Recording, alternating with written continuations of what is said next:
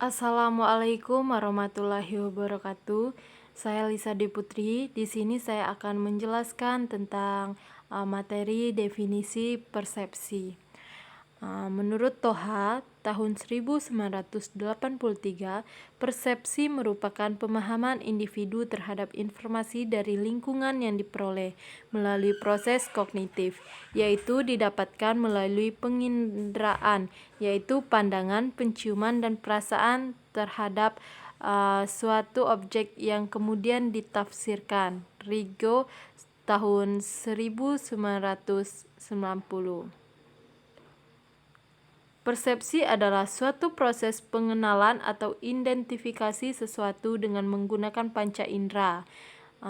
Menurut Driver dalam Sasanti 2003, kesan yang diterima individu sangat tergantung pada seluruh pengalaman yang telah diperoleh melalui proses berpikir dan belajar, serta dipengaruhi oleh faktor yang berasal dari dalam diri individu. Menurut Sabri tahun 1993 mendefinisikan persepsi sebagai aktivitas yang memungkinkan manusia mengendalikan rangsangan-rangsangan yang sampai kepadanya melalui alat inderanya, menjadikannya kemampuan itulah dimungkinkan individu mengenali milieu lingkungan pergaulan hidupnya. Proses persepsi terdiri dari 3 tahap, yaitu tahapan pertama terjadi pada penginderaan diorganisir berdasarkan prinsip-prinsip tertentu. Tahapan ketiga yaitu stimulasi pada penginderaan diinterpretasikan dan dievaluasi.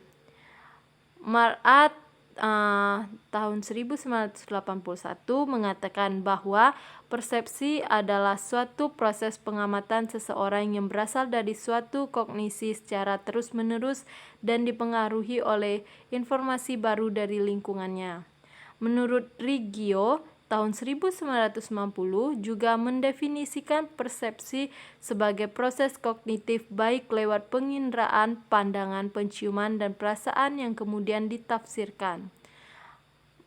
Menurut Ma'ar Aryati tahun 1995 mengemukakan bahwa persepsi dipengaruhi oleh faktor pengalaman, proses belajar cakrawala, dan pengetahuan terhadap objek psikologis. Menurut Rahmat dalam Aryanti tahun 1995 mengemukakan bahwa persepsi juga ditentukan juga oleh faktor fungsional dan struktural.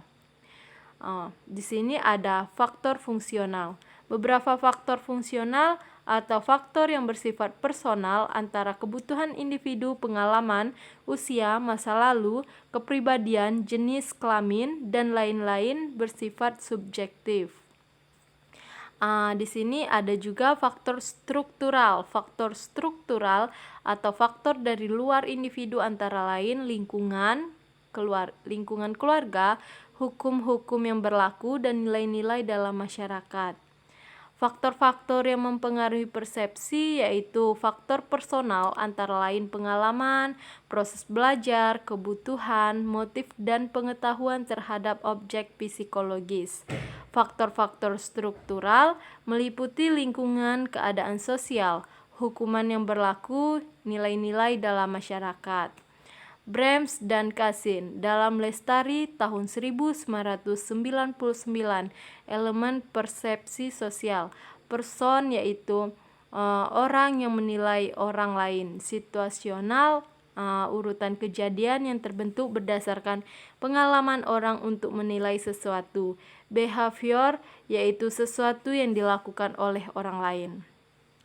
Ada 2 pandangan mengenai proses persepsi, yaitu persepsi sosial berlangsung cepat dan otomatis tanpa banyak pertimbangan. Orang membuat kesimpulan tentang orang lain dengan cepat berdasarkan penampilan fisik, perhatian sekilas. Persepsi sosial adalah sebuah proses yang kompleks. Orang mengamati perilaku orang lain dengan teliti hingga diperoleh analisis secara lengkap terhadap person, situasional, dan behavior. Kesimpulan, Persepsi suatu proses aktif timbulnya kesadaran dengan segera terhadap suatu objek yang merupakan faktor internal serta eksternal individu meliputi keberadaan objek, kejadian dan orang lain melalui pemberian nilai terhadap objek tersebut. Sejumlah informasi dari luar mungkin tidak disadari, dihilangkan atau disalahartikan. Mekanisme penginderaan manusia yang kurang sempurna merupakan salah satu sumber kesalahan persepsi Bartol tahun 1994. Beberapa sampel persepsi. Nah, di sini ada contoh kucing yang sedang bercermin tapi menimbulkan muka singa. Di sini ada juga contoh letak atau posisi persepsi. Bisa kalian lihat sendiri di sini di bagian otak. Di sini ada lagi contoh persepsi berupa garis. Persepsi berupa garis yang kedua. Pasti pusing kan melihat ini? Di sini ada juga beberapa contoh lain, seperti ini ada mobil, tapi gambar mobil ini seperti nyata, di dalamnya ada rak-rak seperti itu. Di sini ada terlihat ada dua gambar, yaitu gambar ibu yang lagi duduk dan gambar tengkorak. Contoh yang kedua yaitu ada di sini ada juga gambar yang berwarna-warna yang bikin kita pusing, dan di sini juga ada gambar kuda. Sini ada juga contoh gambar lagi. Sini ada seorang wanita yang memakai rok tapi transparan. Sini ada gambar ada dua, yaitu gambar kakek dan kuda. Bangunan citra. Dalam membangun citra individu maupun citra institusi, orang harus memperhatikan faktor-faktor yang mempengaruhi persepsi, karena orang bukan hanya bisa keliru sensasi tetapi juga bisa keliru persepsi. Ketika orang mempersepsikan kita sekurang-kurangnya, ada dua hal yang mempengaruhi persepsinya, yaitu faktor situasional dan faktor personal. Faktor situasional bangunan citra. Cara menyebut sifat orang jika kita diperkenalkan sebagai orang yang sedikit ilmunya tetapi banyak amalnya, maka orang akan mempersepsikan kita sebagai orang baik, positif. Tetapi ketika orang memperkenalkan kita sebagai orang yang banyak amalnya tetapi sayang tidak berilmu, maka citra yang terbangun adalah negatif. Jarak, yaitu jarak fisik, jarak keakraban, jarak sosial maupun jarak pemikiran.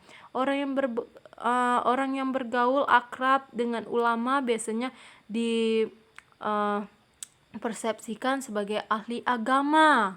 Yang bergaul akrab dengan koruptor terkenal biasanya dipandang ikut kecipratan. Yang banyak berhubungan dengan presiden biasanya dianggap orang penting. Orang yang sering berbicara sering dipersepsikan sebagai komunis dan sebagainya. Sambungannya yaitu gerakan tubuh. Gerakan tubuh membusungkan dada sering dipersepsikan sebagai sombong.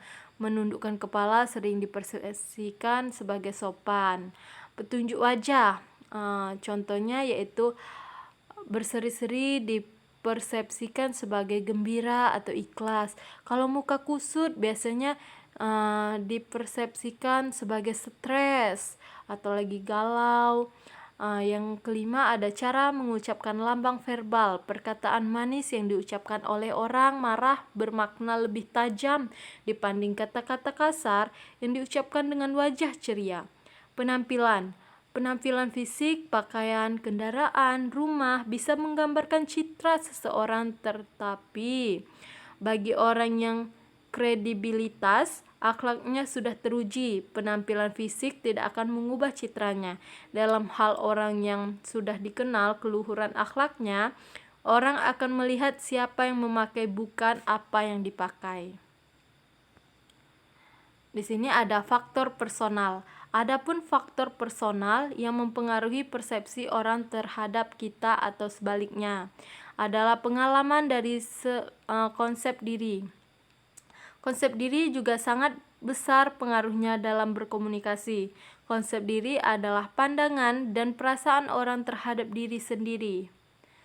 Konsep diri bisa bersifat fisikis, fisik, dan sosial. Extrasensory perception, termasuk fenomena dalam para psikolog. Yang pertama ada telepati, pemindahan pikiran dan satu orang ke orang lain. Yang kedua, clairvoyance, yaitu kemampuan melihat pikiran seseorang dan apa yang akan terjadi dari jarak jauh. Precognition, persepsi akan kejadian yang akan datang. Di sini ada psikokinesis, memanipulasi objek secara mental tanpa menyentuhnya. Contoh, kehendak munculnya nomor dari dadu yang dilempar. Itu saja yang dapat saya presentasikan. Lebih dan kurangnya saya minta maaf. Saya akhiri. Wassalamualaikum warahmatullahi wabarakatuh.